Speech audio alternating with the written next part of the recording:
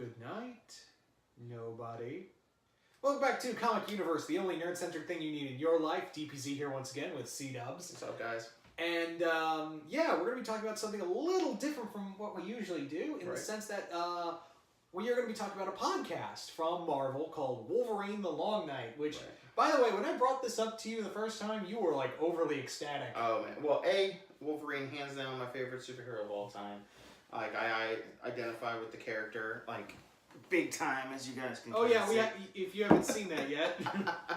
So, it's my favorite character. Plus, I listen to a lot of podcasts and especially audio dramas. I do a lot of Uber and Lyft, and in between my rides, music is great and all, but sometimes you want a little more, so I'll be playing stories, and I really ended up finding I love them. So, and then you tell me that, and I subscribe to Stitcher, because this is a Stitcher exclusive, at least for now. Eventually it's supposed to be going to other mediums like Apple and Podcast Bean and all those other places. But right now it's a Stitcher exclusive, produced with Marvel, or teamed up with Marvel to bring that to us.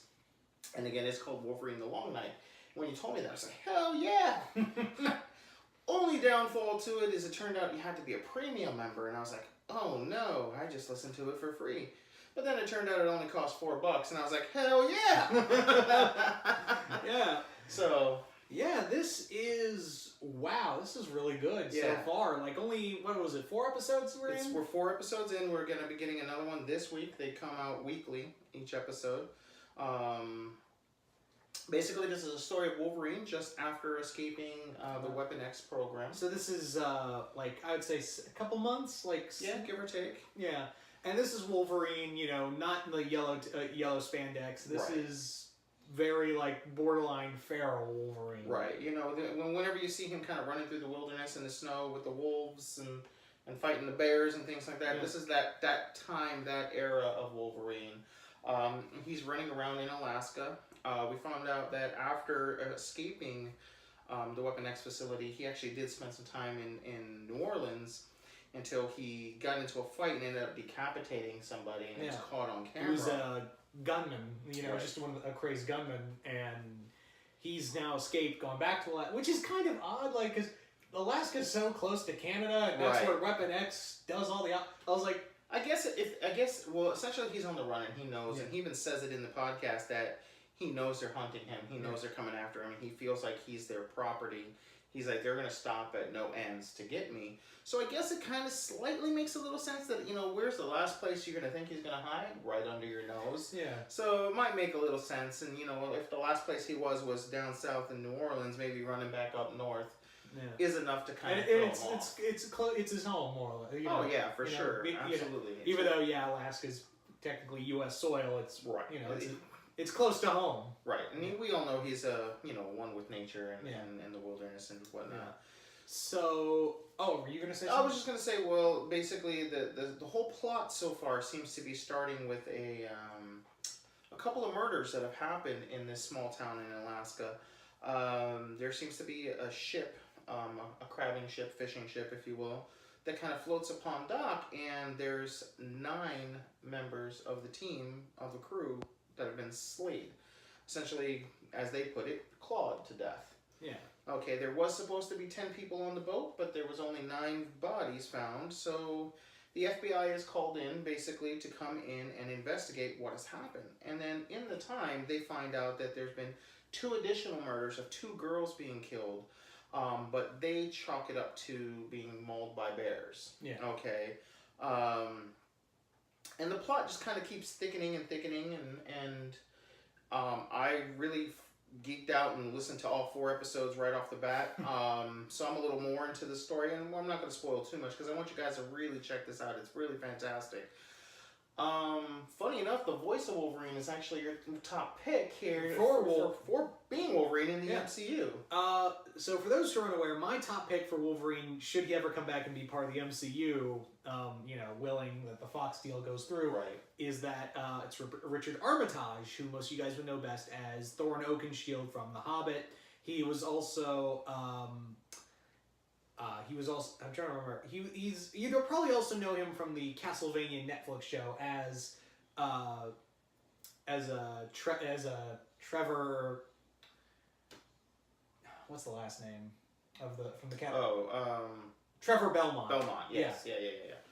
The name got away from me. Yeah, same here. So I mean, he does a great job. First episode, you don't really get much of him. You maybe get a little bit. And that's the thing, like Wolverine, even though it's called Wolverine the Long, so far Wolverine's been like the guy in the shadows, like. Right. We don't get a lot of him as of yet. But it also kind of makes sense. He's not a guy or a character who socializes. Exactly. He's not known for his dialogue. He's more known for obviously his speaking with action more so. Yeah. But it's really cool. We get the FBI agents that are questioning everything, and they're like, well, wait, there's 2 more bodies. Let's find out. And while the investigation is going on, we come to find out that there's also in this town a cult that is kind of moved in, known as the Aurora. And they're like night worshippers. Right. Yeah. And there may be a little more into them, but we don't know fully for sure just yet. But essentially what we're getting is them...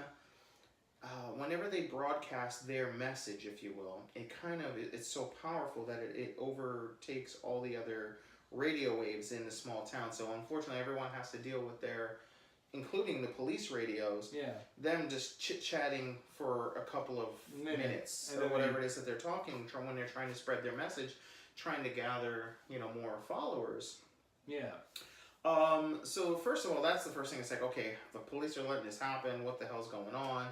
And when the FBI is investigating the first female victim, we come to find out that she was kind of maybe following this cult. She maybe has joined this cult, and the mother let us know that there was a tattoo, which was... Good Night Nobody, which is a tagline for the cult. Right, so... and of course, when they first tell us this, we don't realize what it is. Yeah.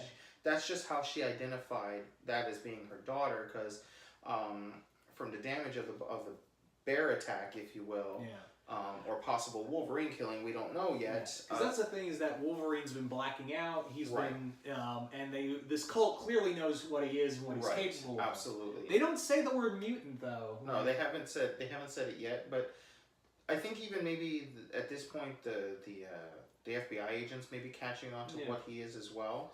But the tagline for mutants hasn't been dropped yet at all. So maybe because Fox still owns the rights. Oh man, wouldn't that be crazy if that's the reason for it? I would say that... Guys, real quick, if you hear any outside shouting, it's just a bunch of kids playing outside. I do apologize. Yeah. The other thing is that I feel like where this might go is that Logan might not be the killer. It might be someone else or something else, and I got an idea of what it might be. It's possible. I kind of think it might be Sabretooth of the Wendigo. I mean, when we're talking the wilderness and the setting, that I was kind of the same way. That was the first thing I was thinking. I mean, it could just be the cult, and it could be all new character that they bring into our world, or maybe it is Wolverine blacking out. We don't know yet, because he does mention that he blacks out from time to time, and he'll wake up with the taste of blood in his mouth, and he'll be buck naked, and he'll be like, "What the hell, Wolverine? Logan, what have you done?" Yeah. And so I mean, but it is a good possibility because he's still like coming down from having the adamantium put in him, and he does, There's this really cool scene, I say scene, it's not like it's a visual, but they're talking, and it's Wolverine explaining how he sees people in the world, essentially. Yeah. And he talks about, like, unfortunately, all he sees everybody as essentially his next victim. Yeah. And he's pre-programmed to think that way. So he basically, if he's talking to you, he's like, in his mind, he's like, all I can think of is, I'm just going to jump over this table and rip you apart. How are you going to sound when you're screaming while blood is pouring out your mouth? Like, that's all he can think of. And that's pretty maddening to think if that's really what he's thinking. And we don't know if that's something Weapon X has programmed him to be like, or if this is something he's always had since going feral and having, the bone claws come out when he was a kid. So I mean, it's curious to find out, and hopefully we'll get more detail. But it's really well put together. The acting, the voice acting is really top notch. Yeah. Good sound qualities, good sound effects. Like you feel like you're in the room with these people. Yeah, absolutely. Like, and it's funny when we were listening to it together. I was like, man, I can almost visualize it if I was watching it on TV or a movie, and I'm like, I can see this actor being that person, and this actor, and I see this guy being more like a Will Smith character or whatever. Viola Davis. That's who I was like. I was like, oh, this lady sounds like Viola Davis. I think it'll be her. Yeah. So it was really cool, and like I said, that was kind of fun. Again, I'm a couple of episodes, like an episode and a half ahead of Ty, and the plot just keeps thickening. It doesn't seem, there's really no answers yet by the 4th episode. We also get to meet, sorry to interrupt, there's some feral kids that have been living in the wilderness as well.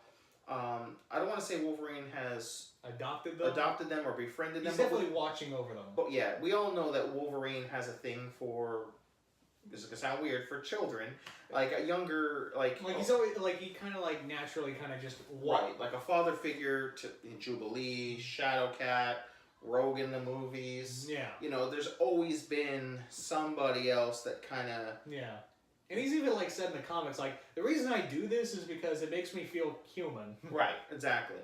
So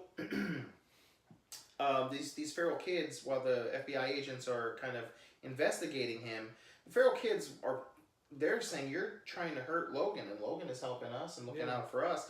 So they're basically trying to attack the FBI agents. They're throwing rocks and stones and things like that. And everyone's got they make it that Alaska, in this little town, it's a town full of people who are outcasts and got their own secrets. Right. You really don't know who to really follow and trust. Even the two agents really.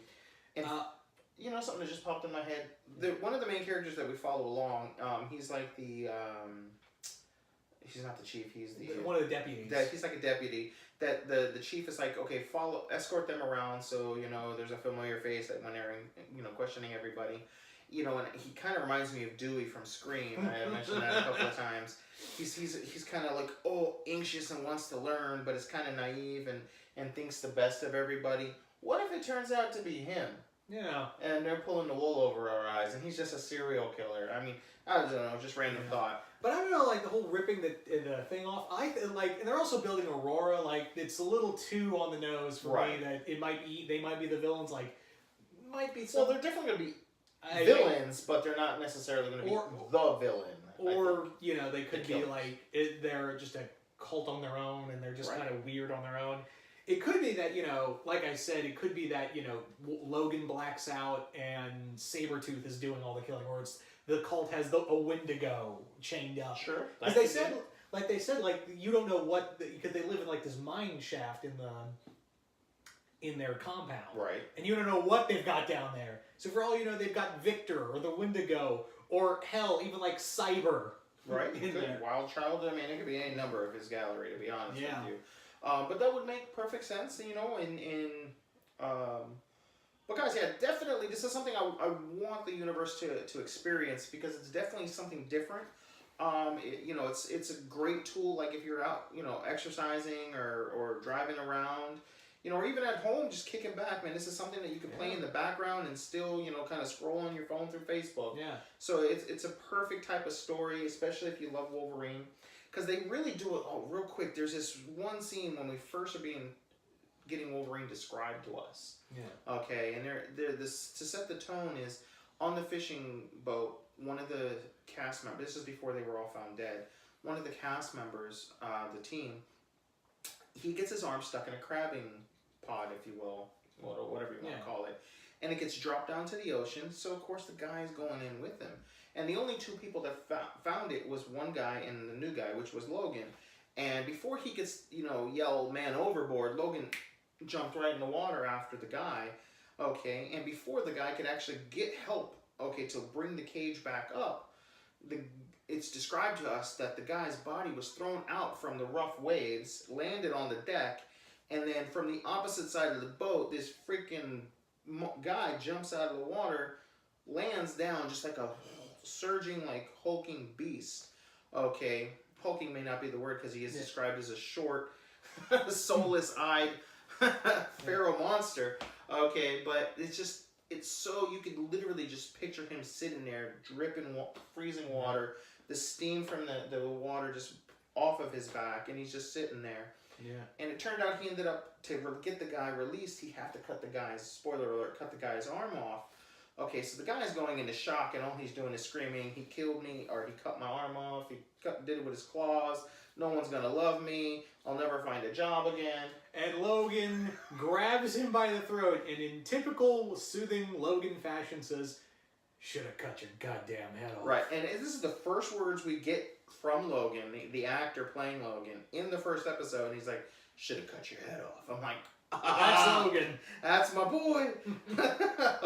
But guys, definitely check this out, man. If you have listened to it, let us know what you thought in the comments below. I'm gonna most 100% be keeping up with this, and then from time to time, we'll drop a line. We may not cover every single episode, but if something crazy or big happens, we'll definitely come back and revisit it. Worst case scenario, we'll come back at the end of it all to kind of let you know how it all wraps up. Yeah. But definitely let us know. And if you want us to cover every episode, just let us know. Guys, we're here for you. This is just as much your channel as it is ours, guys. Yeah. And don't forget to like, share, subscribe on the video, comment below, follow us on Facebook, click the notification bell, and once again, see you once more in the universe.